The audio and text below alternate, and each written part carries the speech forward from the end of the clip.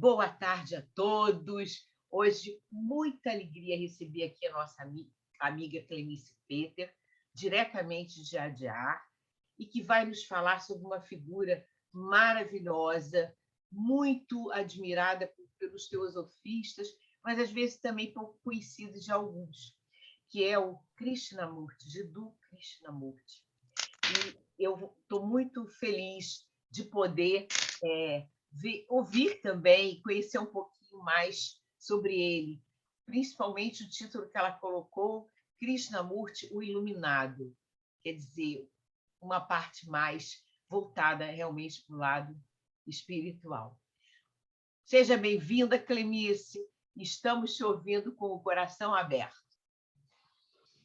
Obrigada, Regina, obrigada a todo mundo que está aqui e os que estão vendo também. Na verdade, assim, eu escolhi esse tema, assim, o título, a Regina me pediu para falar sobre o Krishnamurti e eu fiquei pensando que tema, né? Que título que dá? E aí eu pensei que esse tema seria um tema bom, porque, não sei, no dia eu achei que seria um tema bom. Hoje, depois, pensando, eu pensei que talvez se a gente tivesse escolhido um outro, porque, na verdade, eu vou falar não só sobre Krishnamurti, mas eu vou fazer um link sobre os ensinamentos dele e o início da Sociedade Teosófica, né? Então, assim, na verdade, o ensinamento de Krishnamurti, ele é voltado totalmente para a questão do autoconhecimento, né? O Krishnamurti não ensina, não fala de outra coisa que não seja voltado para o autoconhecimento. Então, assim, é muito interessante isso, porque eu vou ler vou citar um pequeno trecho do livro O Caminho da Sabedoria do Shri Ram, que ele fez. Esse livro são comentários, são palestras que ele fez comentários sobre 4 livros, mas eu peguei um extrato do comentário sobre A Voz do Silêncio. Ele fala: nos é dito que apenas quando cessamos de ver a multidão, seremos capazes de discernir o uno. A multidão são as inúmeras vozes falsas, sugestões e induções com que o mundo se nos apresenta, e ao que a mente atentamente dá ouvidos. A mente acredita que será capaz de desfrutar mais se agir de acordo com as sugestões do mundo. Porém, elas acabam por se revelar falsas. A alma, em sua imaturidade, se permite prontamente todo tipo de ilusões e facilmente se perde nelas como uma criança que facilmente é desviada com uma porção de doces. Apenas quando abandonamos a região do irreal, do falso, poderemos então entrar na região do real, do verdadeiro. Então, assim, esse trecho deixa bem claro essa questão de que da necessidade de abandonar o falso para poder entrar na região do real, do verdadeiro, daquilo que é real, que não é ilusão, não é? Então, assim, e todo o trabalho da Sociedade Teosófica, desde o começo, tem sido voltado para isso, né? Então, é um trabalho voltado para tirar a humanidade da escuridão, da ignorância. E a ignorância primária que a gente tem, a fundamental, é a respeito de nós mesmos, né? É o fato de que nós não nos conhecemos, nós não sabemos quem somos. Existe muita gente que fala assim, somos isso, somos aquilo, somos deuses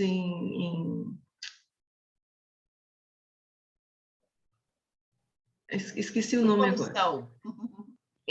Qualquer coisa do gênero. Mas tudo isso são palavras. De fato, a gente não conhece, não sabe, de fato, né, de realizar, de entender profundamente.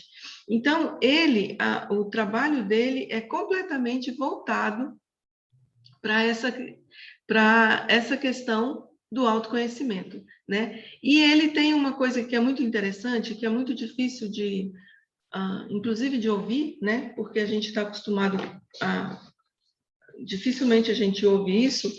Ele fala assim: não estou me estabelecendo como autoridade para lhe dizer o que fazer, porque não acredito em autoridade em assuntos espirituais. Toda autoridade é má, e todo senso de autoridade deve cessar, especialmente se quisermos descobrir o que é Deus, o que é verdade, se há algo além da mera medida da mente. Então, assim, essa citação assim, é uma forma bem resumida da forma como ele se coloca. Ele não se coloca como uma autoridade em momento nenhum. Assim, eu li muito e vejo muito os vídeos dele, e todo vídeo, ele o tempo todo fala: não acredite no que eu falo, descubra por si mesmo. Então, assim, e ele fala não, que ele não é o guru de ninguém, que ele não se coloca nessa posição, né? E ele pede realmente que a gente aprenda a pensar por nós mesmos, a caminhar sozinhos, né? Não depender da opinião de ninguém, não depender do que os outros dizem, das opiniões, e por aí vai. Então, assim, o foco dele é realmente para que a gente aprenda a pensar por nós mesmos. O que eu acho, assim, que é exatamente tudo o que, inclusive a Blavatsky, ela falava isso, né? Da necessidade de que a gente tem de aprender a sair dessa questão do acreditar simplesmente, né? De investigar, de procurar entender, não só simplesmente acreditar no que se lê, né? Então, a Blavatsky, ela também coloca muito isso. Então, assim, eu vou continuar lendo aqui sobre essa cotação do caminho da verdade do Sri Ram. Aí, essa é uma pequena citação do livro do Sri Ram, O Caminho da Sabedoria. Comentários sobre a voz do silêncio de HPB. É importante perceber que nos é dito que poderemos perceber aquilo que é real apenas e somente apenas quando tivermos silenciado a voz do mundo. Agora, é importante entender o que é essa voz do mundo, que é mencionada na voz do silêncio. A voz do mundo nada mais é do que nossos desejos, nossas ambições, nossa incessante vontade de se tornar mais inteligente, mais rico, mais poderoso, mais influente, mais espiritual, sempre mais. Alguma coisa que julgamos importante. Para silenciar essa voz do mundo, precisamos entendê-la, precisamos enxergá-la, precisamos trazê-la para a luz. Gosto de fazer uma analogia com relação com a forma como age essa voz em nossas vidas. Para entender a analogia, precisamos ter em mente que, enquanto seguirmos a voz do mundo, estamos vivendo em ignorância e, portanto, na escuridão. E também pode ser entendido como estarmos cegos. Então, na escuridão da ignorância, ouvimos a voz do mundo. Essa voz nos distancia mais e mais da verdade, daquilo que é real ou eterno. Para silenciar essa voz, primeiramente precisamos perceber a verdade sobre ela, ou seja, precisamos entender a falsidade, o desengano e a dor que essa voz representa. Precisamos entender o mecanismo destrutivo dessa voz. E aí nos perguntamos, de que maneira esse entender vai nos ajudar a silenciar essa voz? Na verdade, essas vozes ganham volume à medida que não são entendidas, percebidas, como no mito do vampiro, que só pode agir na escuridão, se alimenta do fluido vital, roubando a vida daqueles que o alimentam, e que está condenado a viver apenas na escuridão, e cuja luz do sol é a sua sentença de morte. Da mesma forma, essas vozes só são ouvidas na ignorância, na escuridão da cegueira de quem somos. E a luz da percepção, do autoconhecimento, é a sua dissolução. Da mesma forma como o vampiro vira pó à luz do sol, assim também essas vozes silenciam a luz do autoconhecimento. Na introdução da Voz do Silêncio, Blavatsky nos diz: a não ser que o homem persevere seriamente no caminho do autoconhecimento, jamais dará ouvidos aos conselhos de natureza espiritual. Isso nos foi dito na introdução. Significa que antes mesmo de começarmos a estudar a Voz do Silêncio, devemos focar nossa atenção em entender a forma como nossa mente funciona, como a mente trabalha, sua grosseira e sutil forma de justificar e explicar tudo aquilo que não queremos ver, que é doloroso ou inconveniente aos interesses dessa voz do mundo, por assim dizer. Porém, pouquíssimas pessoas percebem essa advertência na introdução do livro e imaginam poder adentrar a dimensão espiritual, que é a dimensão da luz, da verdade, com os olhos vendados pela escuridão da ignorância de si mesmo, o que obviamente é impossível. Então, no início da ST, HPB falou sobre a necessidade de questionar, de investigar. Em uma carta escrita em 1888, à seção norte-americana, ela adverte sobre o perigo da cristalização de ideias, de dogmatizar e da tendência humana em alimentar e, portanto, fortalecer a alma animal. Eu não sei quantos de vocês já ouviram falar dessas cartas. Eu mesma só vim ter conhecimento sobre essas cartas depois que eu vim aqui para Adiar. Enquanto eu vivia aí no Brasil, eu nunca tinha ouvido falar. São cartas excelentes. Elas, por si só, dão quase um livro, porque elas são realmente muito boas. Então, ela fala: ortodoxia em teosofia não é algo possível nem desejável. É a diversidade de opinião dentro de certos limites que mantém a sociedade teosófica um corpo vivo e saudável.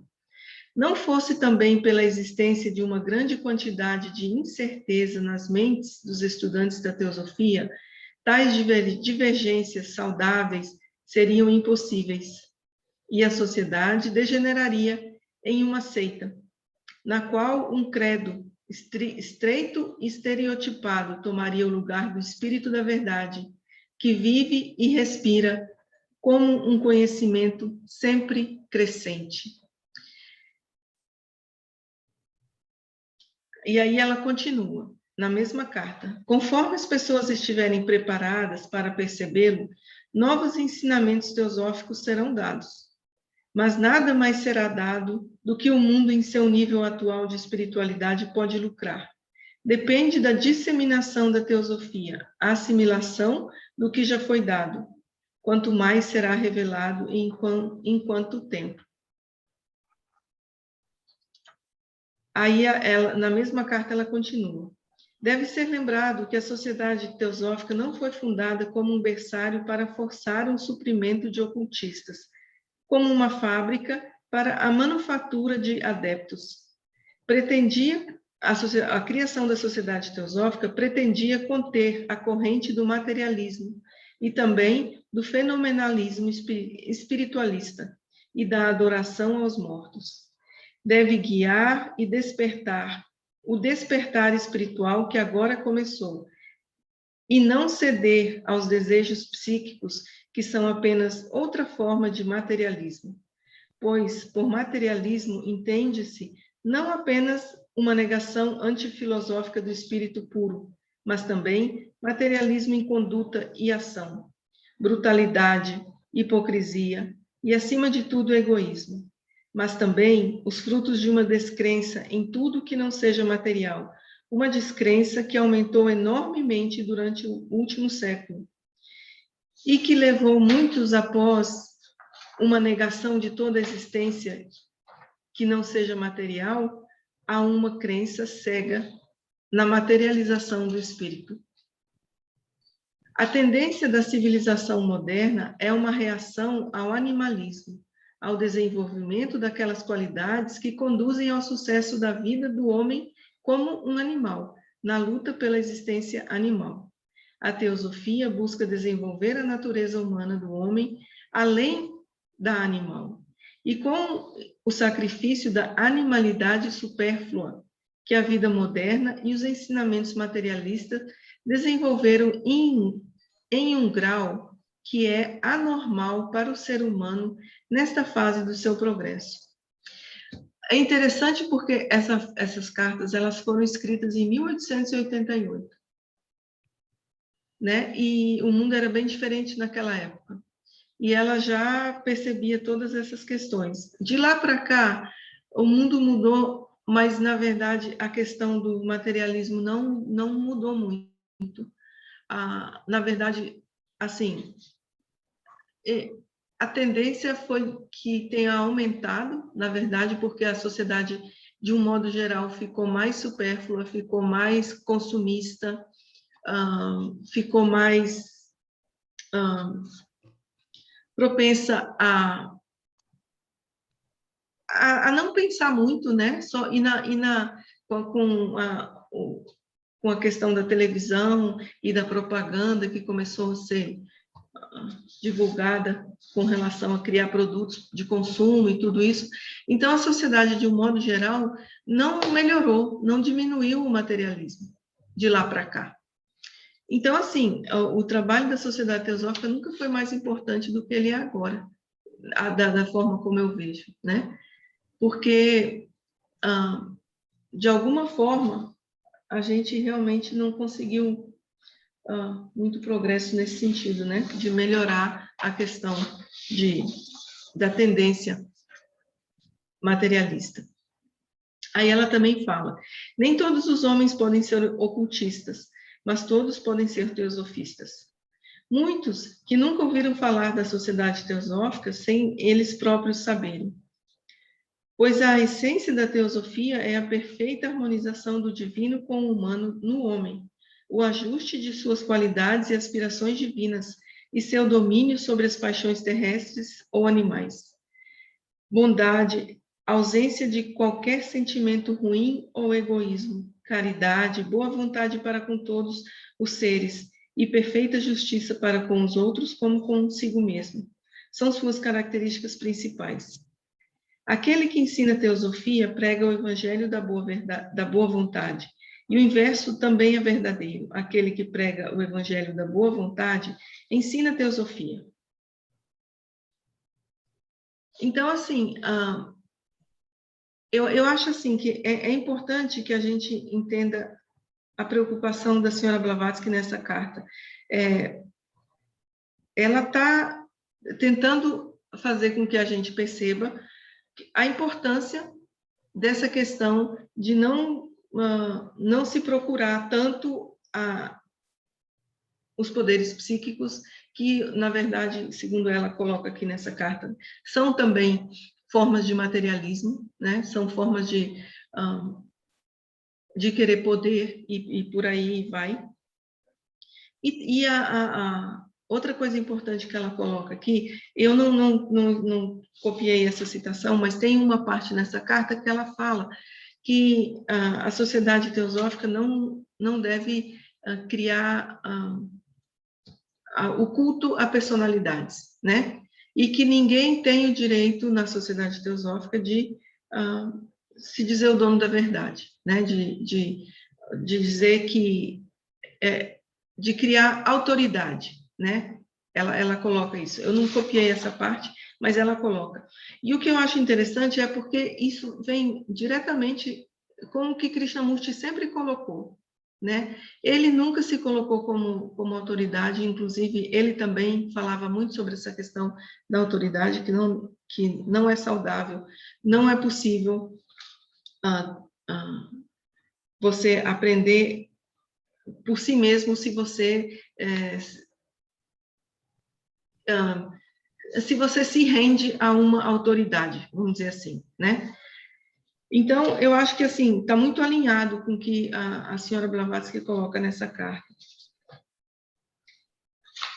Aqui tem uma outra, a última citação da senhora, de uma outra carta. Essa aqui, essa citação agora é de uma carta que ela escreveu para a Sociedade Teosófica nos Estados Unidos em 1891. Ela coloca: sua posição aqui no caso da Sociedade Teosófica. A posição da Sociedade Teosófica como precursores da sexta sub-raça da quinta raça raiz tem seus próprios perigos especiais, bem como suas vantagens especiais. O psiquismo, com todos os seus atrativos e todos os seus perigos, está necessariamente se desenvolvendo entre vocês. E vocês devem ter cuidado para que o psiquismo não ultrapasse o desenvolvimento monástico e espiritual. Manásico e espiritual. As capacidades psíquicas mantidas perfeitamente sob controle, verificadas e dirigidas pelo princípio manásico, são valiosas ajudas no desenvolvimento.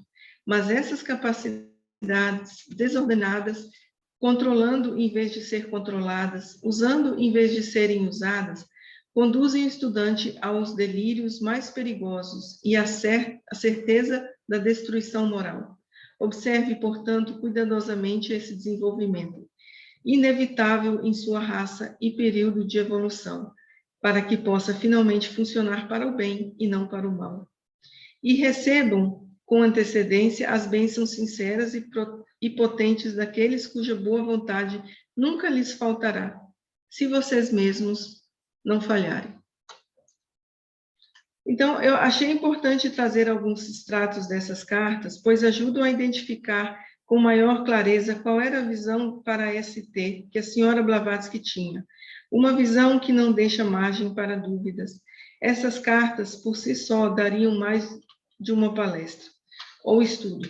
Porém, o assunto hoje não é exatamente a ST, mas sim aquele que enxergou a verdade e que, por falar a verdade, não pôde ser ouvido. É interessante como a história se repete, e parece que Annie Besant já esperava por isso, pois muito antes de Krishnamurti começar a falar de forma inesperada, trazendo um ensinamento diverso da expectativa dos que o aguardavam e se preparavam para receber tal ensinamento. Annie Besant, por diversas vezes, advertiu ao público sobre a natureza única e completamente nova do ensinamento que estava por vir.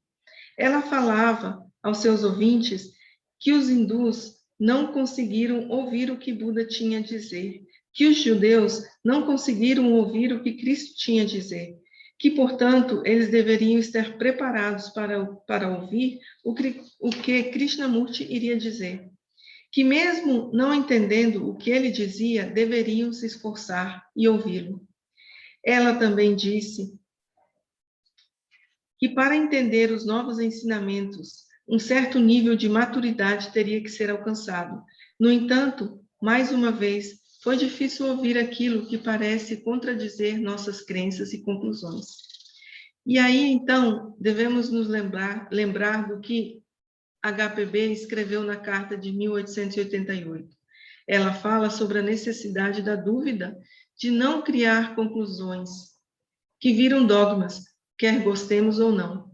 É assim que nascem os dogmas, a partir de conclusões tiradas por pessoas que não têm clareza, que não conseguem enxergar, pois estão com os olhos vendados pela ignorância de quem são, pela ignorância de como a mente humana distorce aquilo que lê, para que caiba na sua limitada percepção. Quando estudamos filosofia, religião ou qualquer assunto que não possa ser compreendido pela mente concreta, aquela parte em nós que precisa de provas para tudo, que precisa concluir tudo, que estudamos assuntos que necessitamos de desenvolvimento da mente abstrata, daquela parte em nós que sente alegria em permanecer por dias, meses e até anos com questões que não foram respondidas e que não tem pressa em concluir. Quando estudamos tais assuntos, devemos ter em mente que não existe um ponto final, pois é um aprendizado constante e infinito. Quando queremos definir regras e estabelecer padrões a serem seguidos por todos, nesse momento estamos dogmatizando e assassinando a possibilidade de um aprendizado que não tem limites e que não pode ser encapsulado em meia dúzia de jargões criados para satisfazer a vontade de uns poucos. Quando Krishnamurti fez o discurso da dissolução da Ordem da Estrela, ele foi fiel à sua percepção e também fiel aos ensinamentos deixados por HPB. Claro que a HPB não disse com todas as letras como fez Krishnamurti. Porém, quando ela diz que ortodoxia não é coisa desejável e nem mesmo possível em teosofia, ela estava dizendo a mesma coisa. Ela estava dizendo que a verdade é uma terra sem caminho. O que são esses caminhos, se não ortodoxia? O que são esses caminhos, se não regras e padrões estabelecidos a serem seguidos por todos? O mesmo caminho, as mesmas fórmulas a serem seguidas por todos. O fato é que não sabemos, não conhecemos o que é essa verdade da qual Cristo falou quando disse: conhecereis a verdade e ela vos libertará. O maior problema não é o fato de que não sabemos, não conhecemos a verdade. O verdadeiro problema e o maior perigo vem do fato de não conhecermos do que se trata essa verdade. Imaginamos saber. Nos iludimos pensando que sabemos, sim. E essa certeza é também o que nos denuncia. Como nos disse Sócrates, só sei que nada sei. Portanto, o início da sabedoria é a descoberta da nossa ignorância. O que não significa que nos tornemos idiotas. Pelo contrário, idiotas sempre sabem tudo, estão sempre certos. Aceitar que não existe um saber definitivo e absoluto e que a vida está em constante movimento é a chave que nos habilita a estudar teosofia. Portanto, quando Krishnamurti nos diz que a verdade não pode ser alcançada através de nenhuma religião, nenhuma seita, nenhum credo organizado pelo homem, no máximo podemos escutar. Por não ter o entendimento do que seja essa verdade, não estamos em posição de dizer que sim ou que não. Não é o caso de aceitar ou rejeitar, mas sim de examinar. Permanecer com essa questão até que a questão, vá se tornando mais clara. Mas o problema é que temos pressa. Queremos ter certeza, mesmo sabendo que essa certeza não passa de auto-engano. O ensinamento de Krishnamurti é puramente psicológico. É um ensinamento completamente voltado para o autoconhecimento. Aqui temos que ter cuidado com essa palavra, pois autoconhecimento tem sido usado para definir um conhecimento superficial de si mesmo, o que não é ao que se refere HPB ou Krishnamurti quando usam essa palavra.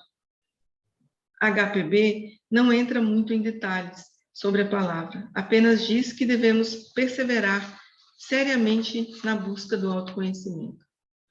É fácil entender por que Blavatsky não se aprofundou nessa questão. No seu tempo, digo na época em que viveu, não existia ainda o conceito de psicologia ou de psique. Foi nessa mesma época que Freud estava trabalhando nas suas teorias e experimentos um tanto rudimentares e pouco conhecidos pelo público em geral. Quando perguntado por que seus ensinamentos eram puramente psicológicos, Krishnamurti respondeu. O questionador pergunta: por que seu ensinamento é puramente psicológico? Não há cosmologia, nem teologia, nem ética, nem estética, nem sociologia, nem política, ciência, nem mesmo higiene. Por que você se concentra apenas na mente e em como esta funciona? Krishnamurti responde: por uma razão muito simples, Senhor. Se o pensador pode entender a si mesmo, então todo o problema está resolvido. Então, ele é criação, ele é realidade. Então, o que ele faz não será antissocial. A virtude não é um fim em si mesma. Virtude traz liberdade, e só pode haver liberdade quando o pensador, que é a mente, cessa. Essa pergunta está publicada no livro O Instrutor do Mundo, Vida e Ensinamentos de Jiddu Krishnamurti, por Mark Lee, que foi um grande colaborador de Krishnamurti durante muitos anos. Foi diretor da escola da Fundação Krishnamurti na Índia e também na Califórnia. Atualmente é trustee da Fundação Krishnamurti na América. Acho que não se faz necessário falar nada a respeito da pergunta e nem da resposta acima, pois ambas estão claras e não necessitam explicações. Muitos anos atrás, escrevi um artigo intitulado O Instrutor do Mundo, Teosofia e a Sociedade Teosófica. Nesse artigo, faço uma analogia, tentando explicar a dificuldade que algumas pessoas têm em fazer um link entre os ensinamentos dados por Blavatsky e os mestres, nas cartas dos mestres, e os ensinamentos trazidos por Krishnamurti. A analogia é de que quando vamos à escola, aprendemos a ler e a escrever. Porém, à medida que dominamos a arte de ler e escrever, quando isso se torna parte de quem somos, quando isso se torna natural, então deixamos de lado os livros e os cadernos que nos ensinaram a ler e a escrever. Ninguém chega no ensino médio carregando na bolsa o livro da primeira série primária, pois aquele ensinamento foi completamente absolvido. Assim, como não carregamos conosco a tabuada quando entramos na faculdade, o que precisamos entender é que devemos absorver os ensinamentos. Esses devem se tornar parte de quem somos. Então, estaremos prontos para o próximo passo. O que estou dizendo é que não é saudável ficar repetindo a mesma coisa por anos a fio, sem que aquilo faça parte da nossa vida diária. Falamos em irmandade universal, mas não toleramos aqueles que discordam da nossa forma de ver o mundo. Falamos em filantropia e, ao mesmo tempo, queremos a maior fatia do bolo no nosso prato. A ideia aqui não é dar sermão, mas sim chamar atenção para um fato mais comum do que se imagina. A mente humana é muito antiga e desenvolveu inúmeras formas de se auto-enganar. Portanto, devemos estar atentos e entender que auto-enganação não é privilégio de poucos, e sim uma condição humana. Outro ponto importante a chamar a atenção para o fato de que ensinamentos que vêm de fonte além da nossa mente não poderá ser compreendida no nível mental. Acreditar que podemos ter um pé em dois barcos diferentes é o suprassumo da autoenganação. Para compreender ensinamentos assim, precisamos deixar para trás o mundo das ideias e ideais. Isso não é algo difícil de ser compreendido.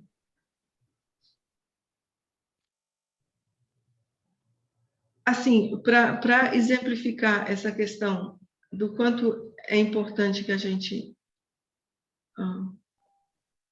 para a gente compreender os ensinamentos, tanto os dados pelos mestres, quanto por Blavatsky e depois, posteriormente, por Krishnamurti, eu vou usar uma historinha que me veio, antes mesmo de eu vir para Adyar. Eu ia todo sábado para a reunião da loja lá em Brasília, né? E aí eu estava me preparando para vir para cá e um amigo meu estava muito preocupado como é que eu ia sobreviver na Índia e tudo mais, né? O que você vai comer, porque lá tudo é tão difícil e não sei o quê.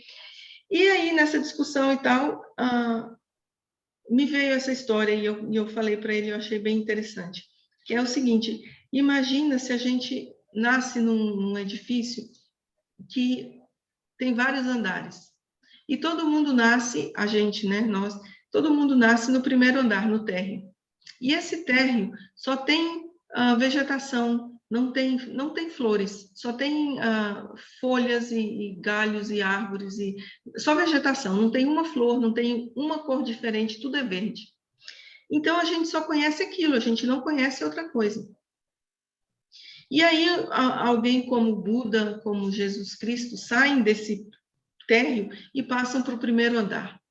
E de lá desse primeiro andar, então, eles nos falam, através das paredes, eles nos falam, vem para cá, aqui tem um jardim, é lindo, tem flores de todas as cores, o perfume é maravilhoso, vem para cá. E a gente fala, mas como é que eu vou para aí? Não tem como, esse lugar aqui não tem saída, não tem porta. E eles falam, tem saída. Para você ver a saída, você tem que flutuar. Você tem que ver de cima. E aí a gente fala, mas como é que eu vou flutuar? Eu não sei voar, só sei caminhar, eu sou pesado, não sei flutuar. Eles falam, tem como. Você tem que largar todo o seu peso. Largar o peso significa largar os apegos, largar as opiniões, largar todos os conceitos, ficar completamente leve. E aí, então, você vai ver a saída. E aí a gente fala, então tá, vou fazer isso. Só que aí, essa é a parte mais difícil, porque a gente não consegue largar. E aí, por ser difícil, muita gente simplesmente não faz. Aí tem aqueles que fazem de conta que acham que vão, mas não vão, mas como a gente nunca foi para lugar nenhum, e eles dizem que foram, a gente não sabe a diferença. Então, eles começam a falar do que eles não viram. Eles sentam num cantinho e começam a falar do que eles não viram. E a gente acredita, porque a gente não quer ter o trabalho de tentar ir. Então, a gente acredita em qualquer um que fala qualquer coisa, porque... Mas aquele que... E eles ainda dizem mais, eles dizem, se você flutuar, você larga tudo, mas no momento que você se apega novamente, ou que você tem uma opinião, ou que você chega a uma conclusão, você cai. Aquilo te puxa para baixo. Então, você tem realmente que se manter assim, para você ver a porta e sair. E uma vez que você sai, a porta fecha para sempre. Não tem volta. E quando você sai, você não está no segundo andar. Você vai estar na escadaria. E a escadaria é escura, traz medo, angústia, confusão, tudo isso. Mas tudo isso você tem que passar para chegar no segundo andar. E confia que você passa e você chega no segundo andar. Então, assim, essa história, eu acho ela bem interessante, porque a gente quer saber do que tem lá no segundo andar, sem deixar o primeiro andar. Não tem jeito. Ou você está lá, ou você está aqui. Assim, nas cartas dos mestres, eles também falam, deixe o seu mundo e venha para o nosso. São mundos diferentes. Assim, o mundo em que a gente vive é esse mundo de dar ouvido à voz do mundo, que são as nossas, são os desejos, né? São as nossas vontades, a gente quer isso, a gente quer aquilo, a gente deseja isso, e tem todas essas coisas. E essas são as vozes do mundo. E eles vivem num mundo onde isso já não faz mais o menor sentido, onde essas vozes silenciaram. Então, assim, é um mundo completamente diferente. E, assim, a gente fala, mas é difícil. Mas, assim, a gente não tem muita escolha. Quando a gente é criança, a gente acha que o mundo adulto é difícil. Mas a gente tem como escolher não crescer? Não tem. A gente vai ter que encarar as dificuldades que não são fáceis na adolescência, tem todo aquele período de transição que é complicado para a maioria das pessoas, mas a gente tem que passar por ela. Então, assim, eu também acho que a gente faz o medo dessa transição e o medo de largar é que faz a coisa difícil. Porque, na verdade, eu não sei se é difícil. Quem diz que é difícil, quem diz que é fácil, é a mente, que não quer largar.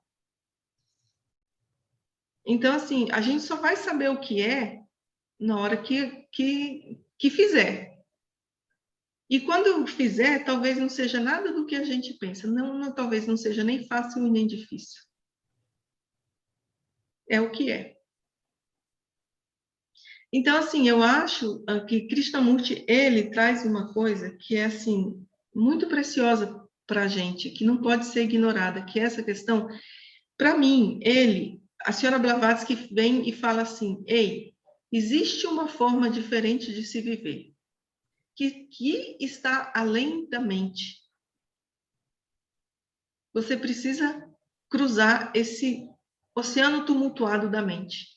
Existe uma forma de se viver que é diferente, que é viver em paz, que é viver de uma forma, que é viver a irmandade universal.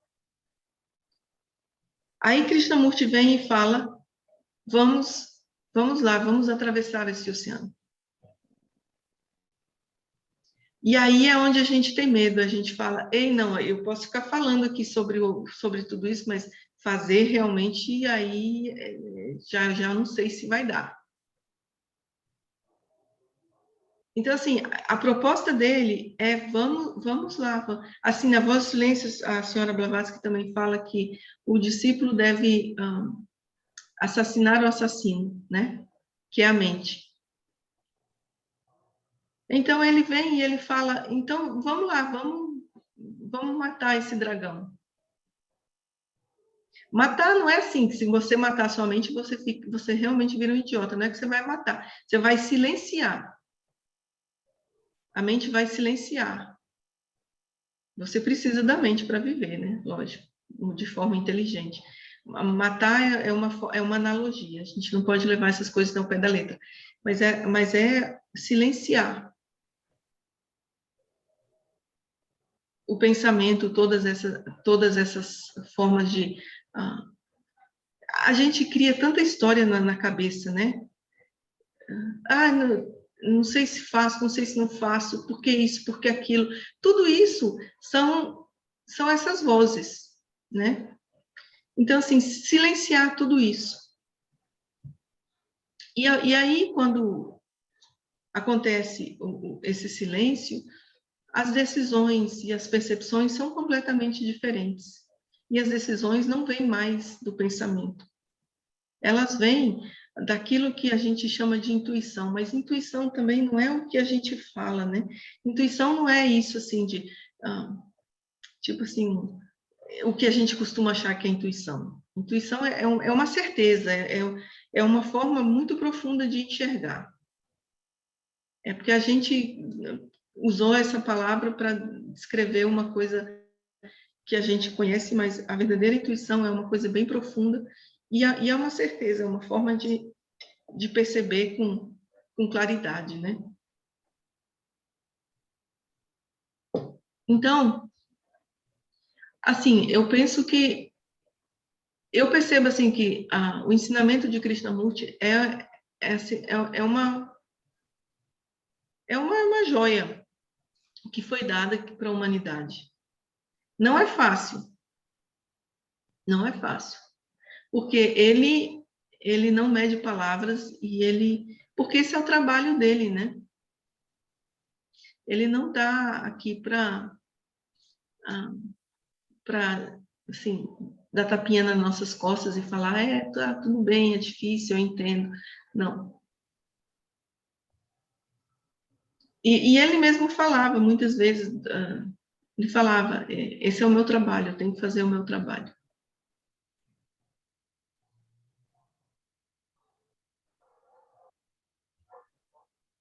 Então, assim,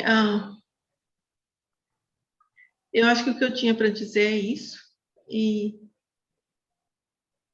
se alguém tiver alguma pergunta, ou... Clemice, primeiro vou agradecer muito a sua presença, os ensinamentos que você compartilhou conosco, até porque você é uma pessoa que você faz essa transformação você mesma. Você não está falando de outras coisas, nem de outras pessoas, você está falando de você. E isso é muito importante, é muito forte e é uma inspiração enorme para todos nós. Mas a gente, aqui na loja, a gente faz o seguinte: nesse momento, a gente para a gravação. Então, nós vamos encerrar a gravação e vamos continuar conversando normalmente entre nós, até para as pessoas ficarem mais à vontade, tá? Tá. Então, muito obrigada de coração. E vamos, namastê, e vamos então à nossa conversação.